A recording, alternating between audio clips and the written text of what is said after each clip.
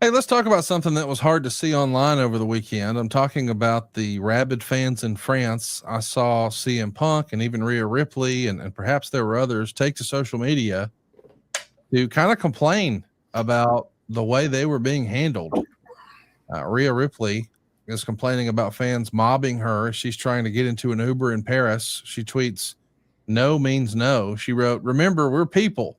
Do not swarm me or anyone like a pack of rabid zombies.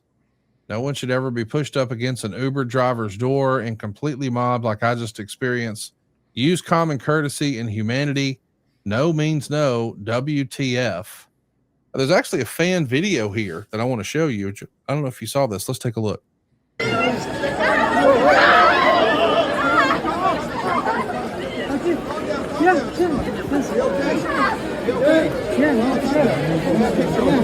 Calm down, everyone. Calm down. I mean, that feels like something from the Beatles or something back in the day. What do you make of this, John? Yeah, I think two things. I think it's wonderful that fans care that much, and I think it's very dangerous also. And again, the fans get overzealous. They can't do that. I think now security is correcting it. You really need security there for situations like this. I mean, fans have to take it upon themselves. The first person that runs up there and tries to get a selfie with her, then the next person will run up too. I mean, I understand they're overzealous, and thank goodness that they are. But this is dangerous. This is where an incident happens. Where somebody pushes them, somebody tries to grab a wallet, somebody does something, somebody grabs something they're not supposed to, a male or female. And all of a sudden somebody gets punched or something, this is a recipe for disaster, absolute disaster. The fans, I understand being overzealous. Thank God that they are, but somebody has to rein this in. And thank goodness now WWE is certainly handling it with the security. You were at the company at the height of their popularity. You think about the height of the Attitude Era, the APA were over like Rover. I mean, obviously you guys are respectfully not divas. So, I mean, you're taller than everybody. You're bigger than everybody. It's a different power dynamic in person. But did you experience any sort of chaos like this when you're just trying to travel? Do any stories pop to mind? Even if you weren't necessarily affected, you saw others who may have been? Yeah. And of course, Stone Cold had it, Bad Rock, had it, really bad too. Those guys were, different level. But yeah, we had it some. I'll tell you a funny story about WrestleMania. Me and Michael Cole used to do the whole WrestleMania, for 5 hours. We'd sit out there. We'd have to quit drinking water like a couple hours before because we were out there the entire time. I mean, it was brutal. Like everybody's like, "Oh, you poor baby, you couldn't pee for 5 hours. You poor baby. You're so mistreated." While I'm calling WrestleMania. So yeah, I get it. But I'm sitting there one day and I see a bathroom there that's just right off the stadium level. And so I asked the security guard, I said, "Is that private or not?" He goes, No, it's private. I said, "There'll be no fans there, right?" And he said, No fans. I said, "Okay, cool." So I'm sitting there in the commentary leading up to the show. I'm drinking water. I'm drinking my energy drink. And all of a sudden, Michael goes, "You'll never make it 5 hours." And I go, "Oh, I ain't worried about it. I'm just drinking my stuff." I'm kayfabing Michael. So we have a long video package. It's like 4 or 5 minutes. I've been waiting for this. I get up and I run to the bathroom. Michael Cole goes, "You bastard." Yeah. So I run to the bathroom and it's supposed to be private. Well, because the video package is playing, everybody's rushed to the bathroom. It's not private. It's full. It's probably a bathroom that can hold maybe 20 people. It's probably got 50 people in it. I mean, they're just lined up. And I walk in, everybody's like, "JBL!" And I'm in a tuxedo and everything. And I said, "Guys, I'm sorry. I didn't know this was a public restroom." I said, "I got to be back out at the booth in less than 2 minutes." I said, "Can I cut in front of everybody?" And I said, "I'm sorry to ask this." And the guys go, "Let him pee." And now they're all chanting, "Let him pee, let him pee, let him pee." So I'm in the bathroom now, like 50 people crowded around. So I'm at the urinal. I'm trying to pee. And like everybody's going, "Let him pee, let him pee." And they're all chanting for me to use the bathroom. And guys are trying to take selfies with me. So guys are coming up to me. I'm sitting there holding my John like this. Well, guys, please stop. Fucking stop. It was an absolute nightmare. That's the greatest story in the history of the JBL era of something. Let him pee. Let him pee. We're gonna Now, have "Let Him Pee" bumper stickers oh shortly. my God.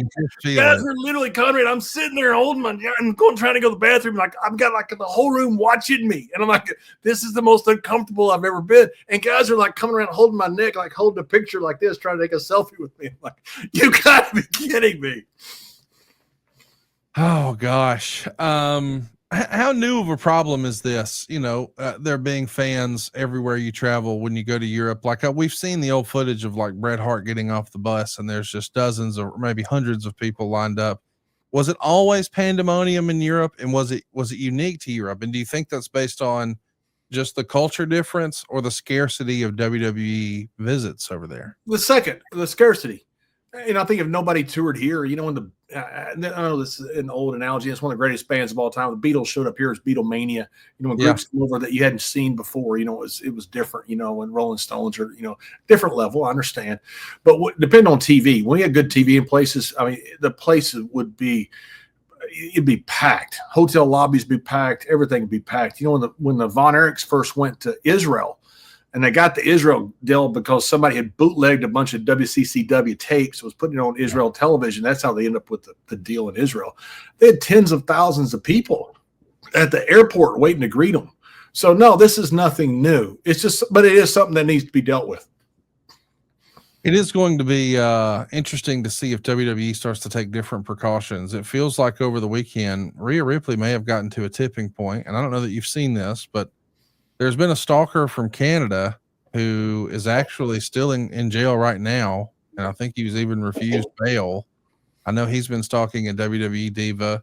When you've got, and I'm not acting like, you know, we're these big, tough macho guys who have to protect the women, but I'm saying from a company standpoint, man, we might be getting to a place where the divas are going to have some sort of security with them to travel. Do you think that's the reality next time they go to Europe, or should we just, you know, are we expected to wait until something happens, I guess, or what would you recommend? Hey, I hope not.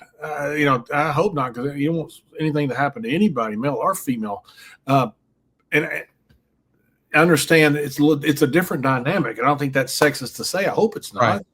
That, you know, that women, you know, need the protection here because you have these guys who, you know, are idiots. And there's no way they're idiots. I mean, somebody that would stalk a female or a male, that's an idiot that doesn't need to be in open society, period. Yeah.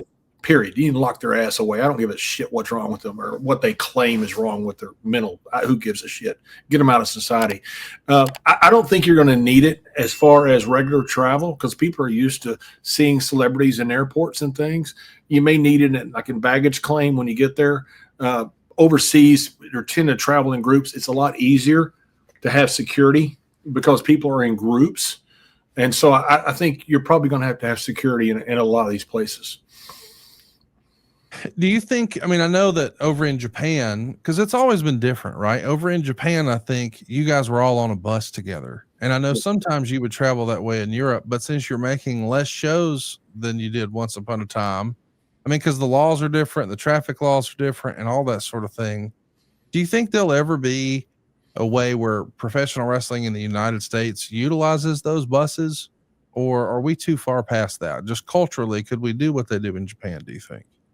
Yeah, I think it's possible because of travel. I mean, you know, when you're in Japan, you all fly to one common destination of Narita, the airport there in north of Tokyo, and you all travel together at that point. In Europe, you're either flying over together or you're meeting and you're all together in one group. You know, if you have a show in Baltimore or New York or Chicago or LA, people are flying in from all over the country because they live in different places. So to me, it's almost an impossibility because of logistics to have buses in the United States. Now, maybe between shows, but they're not doing that many shows back to back. And again, people want to travel on their own. We never, you know, I know during my era, we do so many shows back to back. Guys want to be on their own schedule. Guys want to be in their own car, you know, and I feel like it's probably the same today, at least in the United States. I think logistics make it impossible. SaveWithConrad.com. My name is Rajiv. I'm in Sacramento, California. I came to Save with Conrad because I've heard Conrad talk about how he helps people all the time save money and the best route to go for getting some mortgages and finances done. And having heard so many different testimonials in the past, it made the most sense to go this route.